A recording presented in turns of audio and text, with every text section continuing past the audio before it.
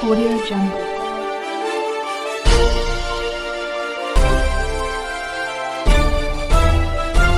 Audio Jungle. नमस्कार, स्वागत है आप सभी का इंडिया टीवी 360 में और आप देख रहे हैं बिहार नागपुर से खास खबर। महाराष्ट्र राज्य के गृह मंत्री अनिल देशमुख ने किया शिकायत निवारण शिविर का आयोजन। दिनांक 11 जनवरी 20 को महाराष्ट्र राज्य के गृह मंत्री अनिल देशमुख ने किया शिकायत निवारण शिविर का आयोजन नागपुर पुलिस जिमखाना में सुबह 11 बजे। इनका नाम पुलिस कमिश्नर अमितेश कुमार जी, जिन्होंने भूमाफिया के ऊपर किस तरह शिकंजा कसा जा रहा इसके बारे में इंडिया टीवी 360 को दी जानकारी। भूमाफिया ईरानी गैंग ने किया राजलक्ष्मी ट्रेवल्स के मालिक के प्लाट पर जबरन कब्जा। नंदनवन पुलिस शक के घेरे में, आगे की जांच नागपुर पुलिस कमिश्नर अमितेश कुमार के हाथ। नागपुर से सविता कुलकर्णी की खास रिपोर्ट। स्वतः माननीय मुख्यमंत्री साहेब स्वतः तिथे जाऊन आले, सर्व अधिकाऱ्यांनी चर्चा केली आणि त्यांनी सुद्धा तिथे चौकशीचे आदेश दिलेले आहेत। कमिटीचे अध्यक्ष सुद्धा आपल्याला माहिती आहे, कमिटीचे अध्यक्ष आणि बाकी त्यांचे सहकारी तिथे संपूर्ण चौकशी करतील आणि जो कोणी दोषी या भंडारा केसमध्ये असेल, आणि ती अतिशय दुःखद घटना आहे आणि जो कोणी दोषी असेल त्याच्यावर राज्य शासन कडक कारवाई करेल अशा पद्धतीच्या स्पष्ट सूचना माननीय मुख्यमंत्र्यांनी दिल्या। आज आपल्या शक्ती केंद्राची बैठक आहे आणि आत्ताच एक तक्रार पाहायला मिळते। एफआयआर दाखल झालेला आहे, वाशिममध्ये एफआयआर दाखवण्यात आलेला आहे, पण चालत्या बसमध्ये ट्रॅव्हल्समध्ये एका महिलेवर बलात्कार केल्याची घटना आहे। अगदी दिल्ली प्रकरणाची आठवण येते। काय म्हटलं, अशा ज्या घटना, अशा ज्या दुर्दैवी घटना घडतात त्या बाबतीत काहीतरी आपली कायद्याची चौकट आपल्याला त्याच्या पद्धतीनं अधिक बळकट करता येईल आणि हे महिलांवरील अत्याचार आपल्याला कमी करता येईल यासाठी जो शक्ती कायदा जो मानतो आहे त्याच्यासाठी जॉईंट सिलेक्शन कमिटी स्थापना झालेली आहे आणि आतापर्यंत आमच्या 3-4 बैठका झालेल्या आहेत। पण याच्यामध्ये काही महिला संघटना ज्या आहेत, काही महिला संघटनाच्या काही सूचना आहेत का, काही वकील संघटनाच्या आहेत त्यांच्या काही सूचना आहेत का, याच्यासाठी आम्ही आज आमची दुपारी 3 वाजता नागपूरच्या विधान भवनामध्ये बैठक आहे। त्यामध्ये निमंत्रित महिला संघटनेच्या महिलांना आम्ही बोलवलं आहे, वकील संघटनेच्या लोकांना बोलवलं आहे, त्यांच्याकडनं आम्ही त्यांच्या सूचना घेऊ। त्याच्या व्यतिरिक्त आम्ही लोकांकडनं, जनरल पब्लिककडनं सुद्धा सूचना बोलवल्या आहेत त्यांनी आणि मोठ्या प्रमाणात सूचना येत आहेत। या सर्व सूचना आल्यानंतर या शक्ती कायद्यामध्ये त्याचा कशा पद्धतीनं आपल्याला कोणत्या सूचनेचा समावेश करता येईल याच्यासाठी जी जॉईंट सिलेक्शन कमिटी आहे ती कमिटी योग्य तो निर्णय घेऊन पुढील काळामध्ये पुढच्या अधिवेशनामध्ये शक्ती कायद्याचं बिल आणण्याचा आमचा प्रयत्न आहे। प्रॉपर्टी नाही, मी स्वतः मधल्या काळामध्ये जाहीर केलं होतं की नागपूर शहरामध्ये ज्या ज्या ठिकाणी कुठं जबरदस्तीने कोणी अतिक्रमण केलं, कुणाचं घर आहे तिथं अतिक्रमण केलं, कोणाच्या प्लॉटवर अतिक्रमण केलं, कोणाचा प्लॉट आपल्याला लावून घेतला, अशा पद्धतीच्या तक्रारी जर असतील तर त्यांनी लेखी स्वरूपाच्या तक्रारी आमच्या रविवंच्या ऑफिसमध्ये द्याव्या।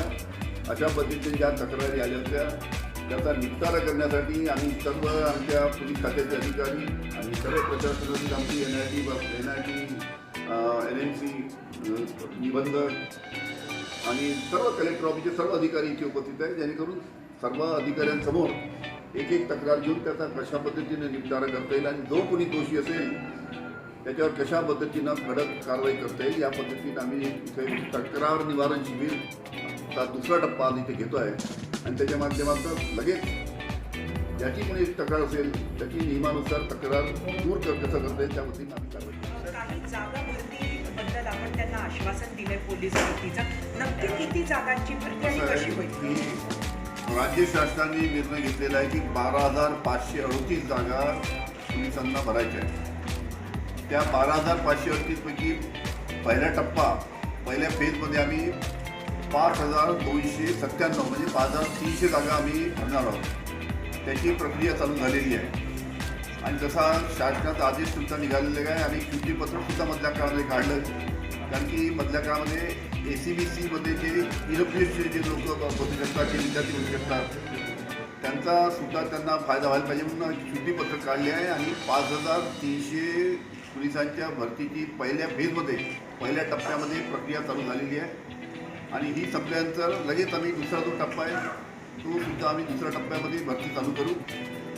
आज मला काही OBCचं एक शिष्टमंडळ भेटलं होतं आणि त्यांना मी हे सांगितलं होतं की 12,500ची भरती झाल्यानंतर अजून जर आवश्यकता जर आपल्याला असेल तर त्या पद्धतीनं माननीय उपमुख्यमंत्री आणि माननीय मुख्यमंत्री सांगितलं की 12,500ची भरती झाल्यानंतर आपल्याला जर अजून पोलिसांची आवश्यकता असेल तर त्याच्यासाठी सुद्धा राज्य शासन मंजुरी देईल असं मागे आमच्या बैठकीमध्ये चर्चा म्हणून सांगितलं होतं. पण सध्या आम्ही 12,500ची भरती करतो आहे आणि त्याची प्रक्रिया आम्ही पहिल्या टप्प्यापासून 5,300 भरतीची प्रक्रिया चालू केलेली आहे.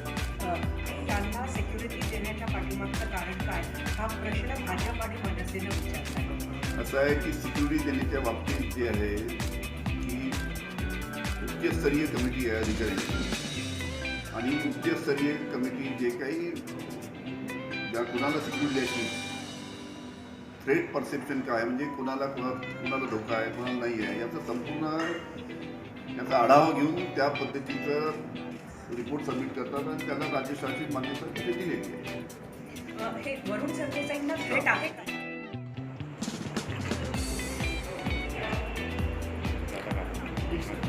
सर नमस्कार। सर ये जो निवारण केंद्र शिविर जो है अब दूसरी बार में भी शुरू किया गया है, अभी तक का कितने केसेस जो सॉल्व हुए हैं और अभी कितने केसेस सॉल्व होने वाले हैं, इसके बारे में बताइएगा। वो माननीय गृह मंत्री महोदय ने यह आह्वान किया था लोगों को कि शहर में जो भी जिसके बारे में कुछ तकरार रहे वो अर्ज कर सकता है। ऐसे अर्ज कुछ 250 अर्ज आए थे जी। पहले फेज में हमने 50 एप्लीकेंट्स को बुलाया था, गृह मंत्री महोदय ने उनकी बातें सुनी थी जी। उसमें से मैक्सिमम प्रकरण निपटारा हो गए हैं और कुछ में गुना दाखिल हुआ है, कुछ प्रकरण में आपसी समझौता हुआ है, कुछ NMC या NIT से संबंधित मैक्सिमम प्रकरण उसमें निपटारा हो गए हैं। आज सेकेंड फेज में 75 एप्लीकेंट्स को माननीय गृह मंत्री महोदय ने बुलाया था, उनकी तकरार सुनी गई है और पुलिस विभाग या जो भी संबंधित विभाग है उसके द्वारा कायदेशीर कार्रवाई की जा रही है।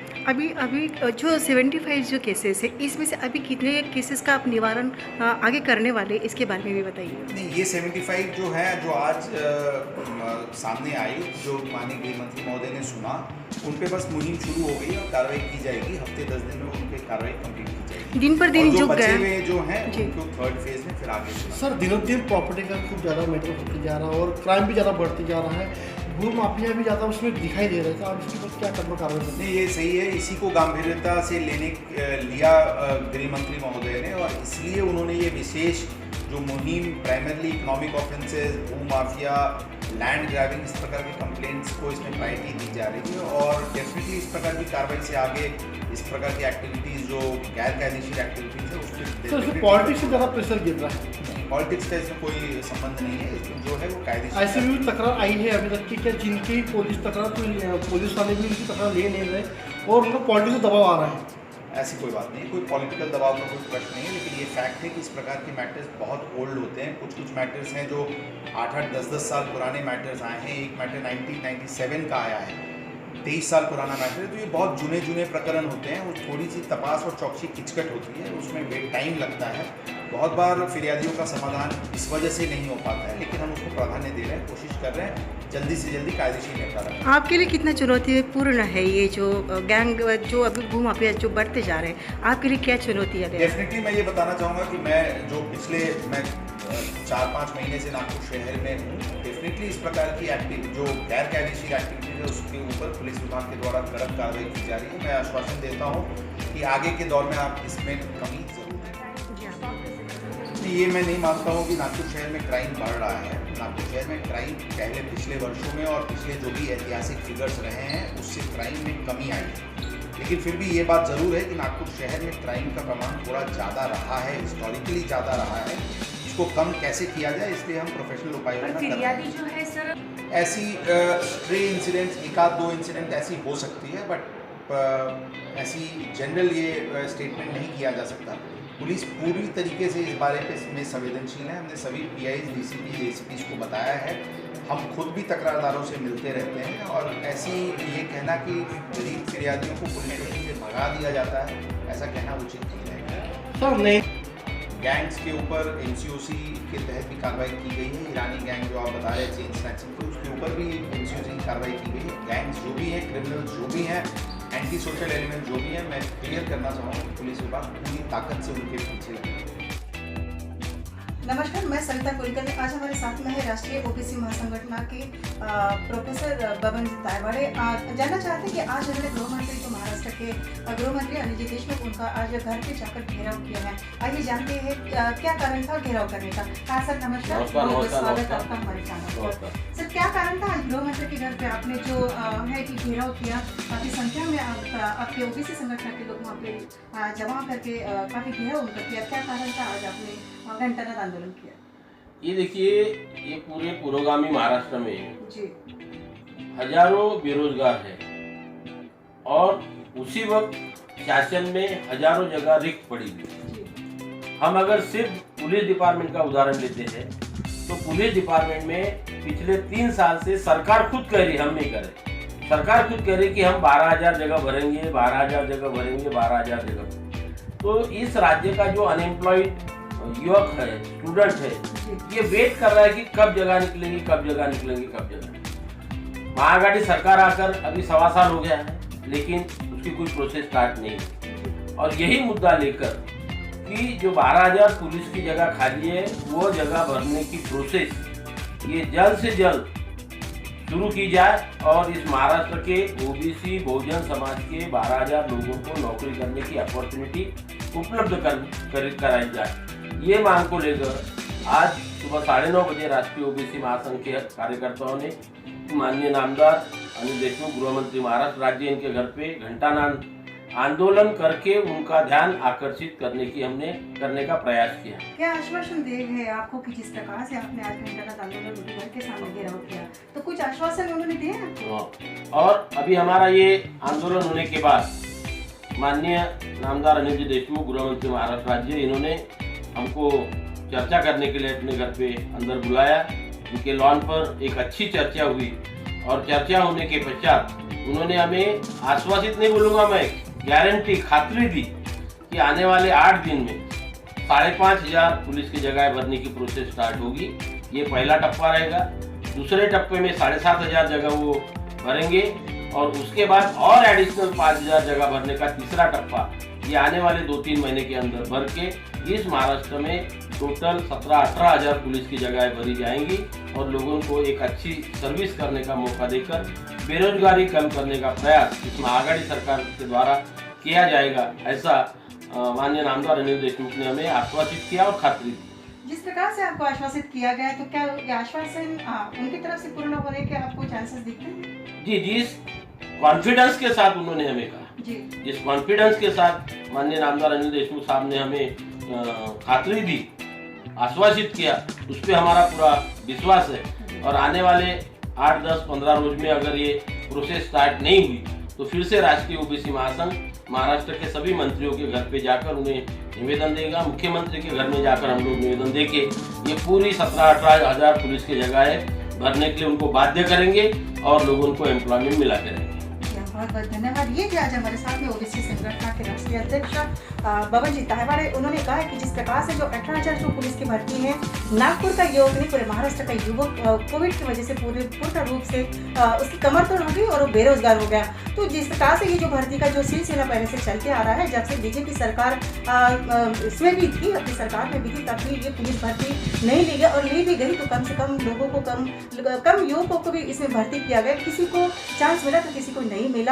ऐसे में जो युवा वर्ग है काफ़ी ग्रसित है और जो महाराष्ट्र के जो युवा वर्ग है तो वो जाए तो जाए है, क्योंकि कंपनियां भी जो है कि वो बंद की कगार पर है। जो लड़के हैं जो नवयुवक है वो भी घर के अंदर में बैठे हुए वो भी ग्रसित है। कोई तो कहता है कि हम आत्महत्या करें क्या। और जिस प्रकार से ओबीसी संगठन के राष्ट्रीय अध्यक्ष बबन जी तायवाड़े ने जो कदम उठाया और जो आज गृह मंत्री का जो घेराव किया, तो वो एक न्याय युक्त है। उन्होंने उनके साथ में कुछ चर्चाएं भी की हैं। उन्होंने अभी हमको हमारे चैनल के लिए बताया है कि कुछ विशेष चर्चा भी की है कि आश्वासित किया है कि आने वाले 8-10 दिनों के अंदर में हम जितनी भी जगह है 5,000, 7,000 और 8,000 जो भी जगह के बारे में उनको आश्वासित किया है, वो jagah भरने का भी उन्होंने निर्णय उनको दिया है। सविता कुलकर्णी, इंडिया टीवी 360 के लिए नागपुर, महाराष्ट्र। Audio Jungle.